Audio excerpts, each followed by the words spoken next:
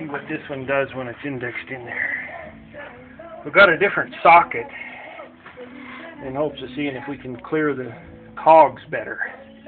And yeah, you see it centers up better. This one is drifting around on the wear, I think, on the inside edges. This one seems to go fine, but I'm going to need a 1/2 inch ratchet. On the tray? Yeah.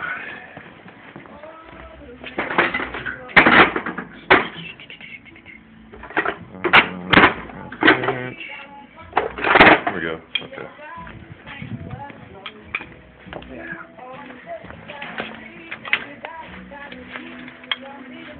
So we got a better socket, an OTC, and it fits better. We're already real close to where we want to be on the. Our adjustment is already correct. All we have to do is get the lock tightness of this outer nut, and it's substantial. This is the lock nut, and we're no longer hanging up on the tabs, so I can put as much rotating pressure on here as I want, and I can feel that we're not hitting on the tabs. I'm getting steady pressure.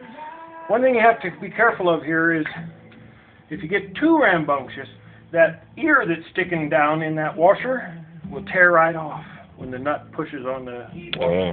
So I'm only going tight enough to do the locking function, but not tight enough to rip it apart. And there we are, it's zeroed out.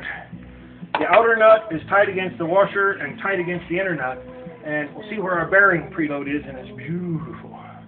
So if it was too tight, would that just not spin very freely? It wouldn't spin as well. Yeah. Okay. And we don't happen to have any brake shoe drag right now because they're new shoes and they're fully in. But when you're testing that, sometimes you might have some brake drag, and you sort of compensate in feel for whether you're feeling brake drag or bearing. It's best to have the brakes the hell out of the way. But that's perfect. Now all we need to do is find whichever one lines up and bend it over into the lock of all of the tabs. And only one will ever line up, right? Yeah. And that's because it's odd versus even spacing. Yeah. And I don't see any of them that are great. Uh-oh. But there's one really close. This one right here will work. We can drive it that way, same time we're hammering it around the corner.